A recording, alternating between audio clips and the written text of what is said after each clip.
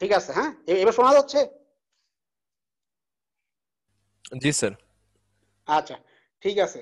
তাহলে যেটা বলতেছিলাম আর কি, যেমন তোমার অ্যাকুরেসি রেটটা নিয়ে বলতেছিলাম যে অ্যাকুরেসি রেটটা তোমার লাং ক্যান্সারের অ্যাকুরেসি রেটটা ধরো কাজ হয়ে গেছে অলরেডি তোমাকে, মানে তুমি যখন একটা থিসিস নিয়ে কাজ করবা, মানে প্রজেক্টের ব্যাপারটা আলাদা যেটা বললাম, বলতে এত ডেপথে যাওয়া লাগে না, হ্যাঁ, বাট থিসিসে তোমাকে অনেক ডেপথে যাইতে হয়।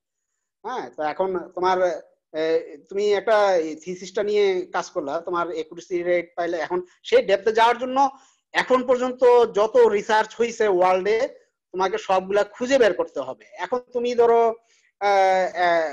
তুমি খুঁজে পাইলা যে একুরেসি রেট সর্বোচ্চ 95% পর্যন্ত একটা পেপারে আছে, হ্যাঁ, তো তার মানে 95% পর্যন্ত একুরেসি দেখানো হয়েছে, এরকম কোনো রেকর্ড আছে। এখন এই পেপারটা খুঁজে পাইলা না যে 97% একুরেসি রেটের পেপারও আছে অলরেডি, তার মানে 97 পর্যন্ত অলরেডি চলে গেছে সেটার লাং ক্যান্সার ডিটেকশনের একুরেসি রেটটা, কিন্তু তুমি খুঁজে পেলা না। হ্যাঁ, চাইলে কিন্তু তোমার এই থিসিসটা কিন্তু সম্পূর্ণ হইলো না। হ্যাঁ, তো তোমাকে এই জন্য থিসিসে অনেক অনেক অনেক বেশি ল্যাবরেটরি, অনেক অনেক অনেক বেশি ডিপলি তোমাকে অ্যানালাইসিস করতে হয়, দেখতে হয়, খুঁজতে হয়। হ্যাঁ, যেটা প্রজেক্টের ক্ষেত্রে হয়তো বা অত লাগে না আর কি।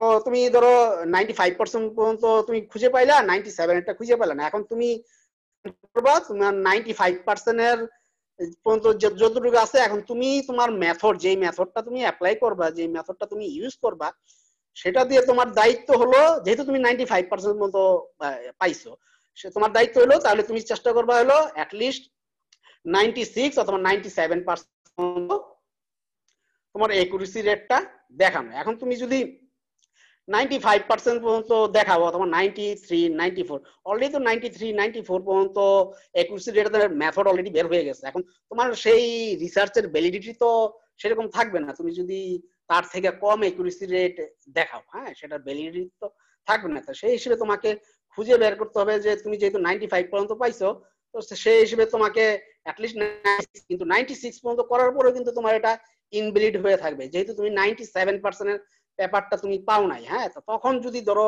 তোমাকে রিসার্চের ইয়াটা তো একটা একটা বোর্ড কমিটি থাকে, এখন তারা, তুমি যখন এটা প্রেজেন্ট করলা, ওখানে প্রেজেন্ট করার পরে ওখানকার যারা প্রেজেন্ট করবা তারা তো নির্গত এগুলো সম্পর্কে ধারণা নিয়ে তারপরে বসবে। এখন হঠাৎ করে তুমি তোমার ইয়াটা প্রেজেন্ট করলা যে হ্যাঁ আমার এই ইয়াগুলো আছে, এই পেপারগুলো আমি পড়ছি, পড়ার পরে আমি একুরেসি রেটটা 95% পর্যন্ত পেলাম। হ্যাঁ, এখন 95% পর্যন্ত পাওয়ার পরে তুমি দেখাচ্ছ যে আমি আমার একুরেসি, আমার মেথডের একুরেসি রেট হলো 96%।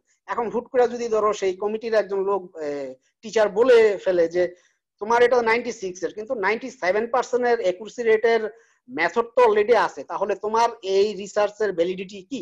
তুমি কিন্তু আটকে যাবা। হ্যাঁ, তোমার কোনো অ্যান্সার থাকবে না। এই জন্য যখন তুমি থিসিস করবা বা রিসার্চ করবা, তখন তোমাকে সর্বোচ্চ পেপার গুলা সব খুঁজে খুঁজে বের করে নিয়ে আসতে হবে, যেন কোনো ফাঁক ফোকর না থাকে। হ্যাঁ, রিসার্চের মেইন ইয়ে হলো তোমাকে কোশ্চেন করলে সেই কোশ্চেনের প্রত্যেকটার ভ্যালিড অ্যান্সার দিতে হবে। হ্যাঁ, ভ্যালিড অ্যান্সার দিতে না পারলে তোমার রিসার্চ ভ্যালিড, তুমি যদি ভ্যালিড অ্যান্সার দিতে পারো তাহলে তোমার রিসার্চ ভ্যালিড। এই জন্য তোমাকে খুবই কিনলি, মানে খুবই সূক্ষ্মভাবে সবকিছু বিশ্লেষণ করতে হয়, সবকিছু শুনতে হয়, কিছু বুঝতে হয় আর কি, খুবই সূক্ষ্মভাবে আর কি। তো এই জন্য রিসার্চের ব্যাপারটা, মানে থিসিসের ব্যাপারটা অনেক বেশি জটিল। হ্যাঁ, যদিও বা ওই আমি তো তোমাদের কয়েকদিন পরে তো তোমরা করবা থিসিস প্রজেক্ট হয়তো বা, এখনো তোমাদের ইয়াটা এখনো কিন্তু সেই লেভেলে আমি পাই নাই। হোপফুলি তোমরা আগের থেকে এগুলা সম্পর্কে প্রিপেয়ার্ড হয়ে যাবা। আর এখন যেটা ইয়া করবা, যে আমি আমি তোমাদেরকে কেন এটা ইয়া করতেছি, জাস্ট একটু ইয়া করার জন্য, আগে তোমাদেরকে একটু প্রিপেয়ার করার জন্য আজকে এই প্রজেক্ট প্রপোজালটা দিয়ে দিলাম আর কি। তো এই জায়গায় হয়তো তোমরা যেটা সফটওয়্যারের সাথে রিলেটেড যে প্রজেক্ট প্রপোজালটা লিখবা, সেটা হয়তো এত ডিপ হওয়ার দরকার নাই। হ্যাঁ, এই যে বাট এই জায়গায় আমি যেটা আউটলাইনটা দিয়ে দিছি, এটা একটা থিসিসের জন্যই প্রযোজ্য এবং প্রজেক্টের জন্য প্রযোজ্য, বাট প্রজেক্টের জন্য হয়তো তোমার সবগুলো অ্যান্সার না হইলেও হবে। যেমন ধরো এই যে ইন্ট্রোডাকশনের ক্ষেত্রে আমি বলে দিছি যে তুমি যে সফটওয়্যারটা বানাতে চাচ্ছ সেই সফটওয়্যারটা আসলে কি, এই অ্যান্সারটা প্রথমেই থাকবে। হ্যাঁ, এই অ্যান্সারটাই প্রথমে থাকবে যে তুমি যে সফটওয়্যারটা বানাতে চাচ্ছ সেই সফটওয়্যারটা কি। হ্যাঁ, তারপরে সেটা ওয়ান লাইনে ইন্ট্রোডাকশনে বলবা যে এটার মোটিভেশনটা কি। হ্যাঁ, ওয়ান লাইনে, অনলি ওয়ান লাইনে তুমি মোটিভেশনটা বলবা। তারপরে বলবা হলো কিভাবে তুমি এটা সলভ করবা। হ্যাঁ, যে প্রবলেমটা ফার্স্ট হলো প্রবলেম আইডেন্টিফিকেশন, মোটিভেশন, তারপর হলো ইমপ্লিমেন্টেশন। মানে প্রবলেম আইডেন্টিফিকেশনটা হইলো তোমার হোয়াট, আর হলো মোটিভেশনটা হলো হোয়াই, আর কিভাবে কাজটা করবা সেটা হলো হাউ। হ্যাঁ, এই তিনটা কোশ্চেনের অ্যান্সার যখন পেয়ে যাবা তখন তোমার কোনো প্রজেক্ট বা থিসিস কমপ্লিট। হ্যাঁ, বাট এই তিনটা অ্যান্সারের ভিতরে যদি কোনো গ্যাপ থাকে তার মানে তোমার থিসিস এন্ড প্রজেক্ট কমপ্লিট না। সেই হিসেবে প্রথমে ইন্ট্রোডাকশনে তুমি এই তিনটা অ্যান্সারের ব্রিফলি তুমি একটু ইয়া করবে আর কি, লিখবা খুবই সংক্ষেপে। ব্রিফলি হলো সংক্ষেপে, খুবই সংক্ষেপে লিখবা তুমি যেটা কাজ, যে প্রজেক্টটা করতে চাচ্ছ সেটা কি। হ্যাঁ, তারপরে এটার মোটিভেশনটা কি, আর তারপরে লিখবা হলো এটা কিভাবে তুমি ইমপ্লিমেন্ট করবা। আর তারপরে আরো একটু আসবে হলো যে তুমি যে বাকি যে অংশগুলা যে লিখবা সেগুলা তুমি কিভাবে অ্যারেঞ্জ করবা আর কি। মানে যে বাকি, কারণ একটা প্রজেক্ট প্রপোজাল যখন লিখবা তখন তো শুধু ইন্ট্রোডাকশন না, আরো কয়েকটা পার্ট থাকবে, সেগুলা কিভাবে অ্যারেঞ্জ করবা। সেই এই 4টা পয়েন্টই মূলত ইন্ট্রোডাকশনে লিখলে তাহলে মোটামুটি তোমার ইন্ট্রোডাকশনটা কমপ্লিট। হ্যাঁ, তারপরে তুমি যাবা হলো মোটিভেশনে। হ্যাঁ, মোটিভেশনে যেটা আগেই বললাম যে তুমি তো মোটিভেশন সবগুলাই ব্রিফলি ইন্ট্রোডাকশনে বলে আসছো, এখন তুমি একটু ইলাবোরেটলি বলবা। হ্যাঁ, মোটিভেশনটা কি, যে মোটিভেশনটা বলার জন্য কি করতে হবে তোমাকে। তোমাকে ধরো তুমি একটা ব্যাংকিং সফটওয়্যার বানাবা। হ্যাঁ, এখন ব্যাংকিং সফটওয়্যারটা বানালে তাহলে তোমার ব্যাংকিং সফটওয়্যার তো এখন অলরেডি আছে, অনেক আছে।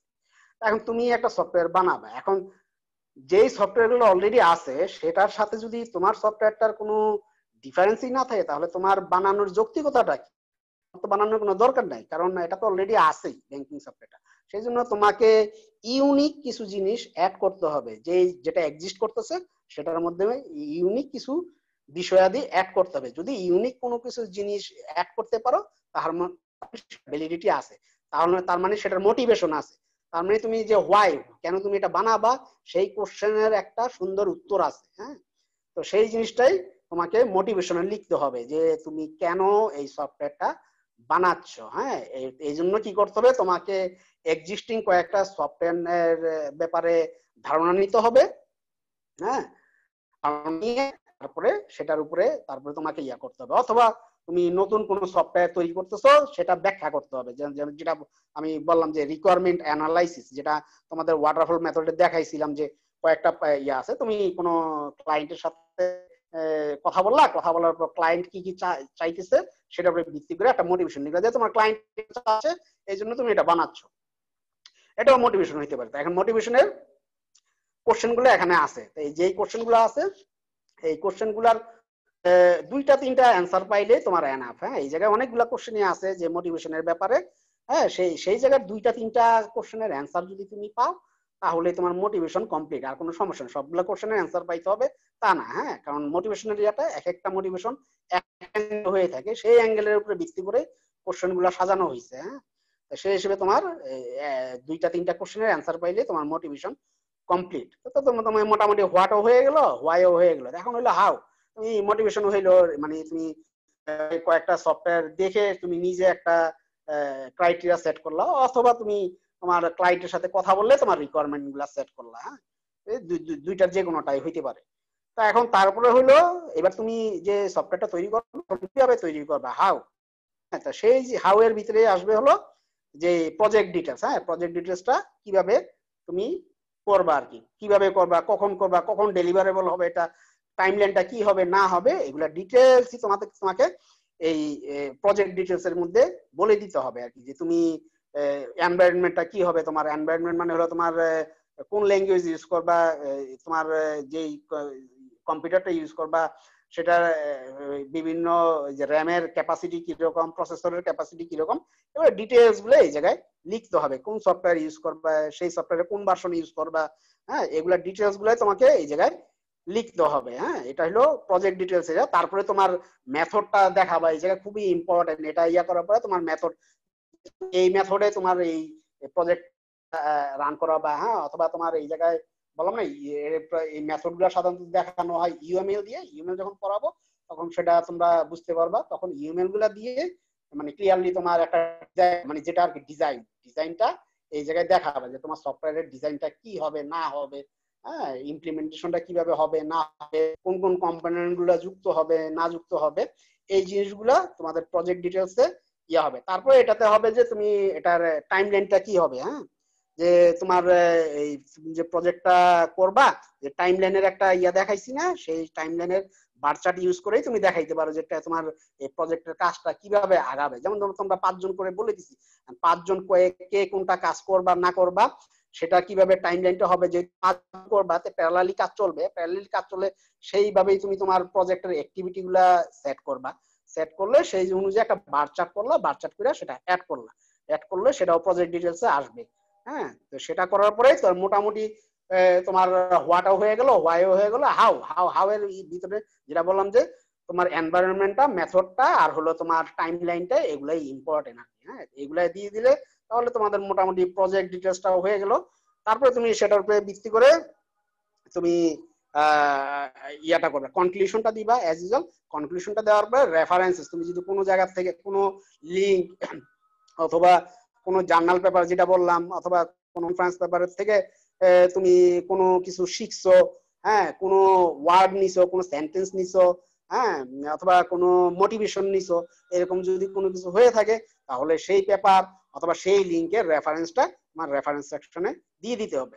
এই 4টা পার্ট যদি তুমি কমপ্লিট করো তাহলে তোমার একটা কমপ্লিট প্রজেক্ট প্রপোজাল বা থিসিস প্রপোজাল হবে, আদারওয়াইজ সেটা হবে না। এবং এটা তোমাকে করতে হবে 2 থেকে 5 পেজের মধ্যে, 2 পেজও না 5 পেজের উপরেও না।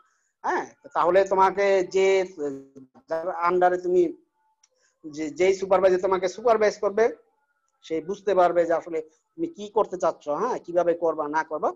তাহলে তার প্রশ্ন থাকবে না, তোমার সম্পর্কে তার ধারণাও পরিষ্কার হবে যে হ্যাঁ না তুমি জানো জিনিসগুলা। হ্যাঁ, তখন সে তোমার প্রতি আগ্রহ দেখাবে অনেক বেশি।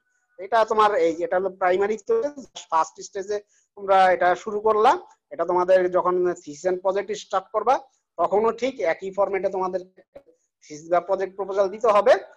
তারপরে তো যখন পাস করে যাবা, তখন মাস্টার্সে যাবা, তখন তো বাইরে সুপারভাইজারদের সাথে যখন তুমি যোগাযোগ করবা তারাও তোমাকে ফার্স্টেই বলবে তুমি একটা থিসিস এন্ড প্রজেক্ট প্রপোজাল দাও।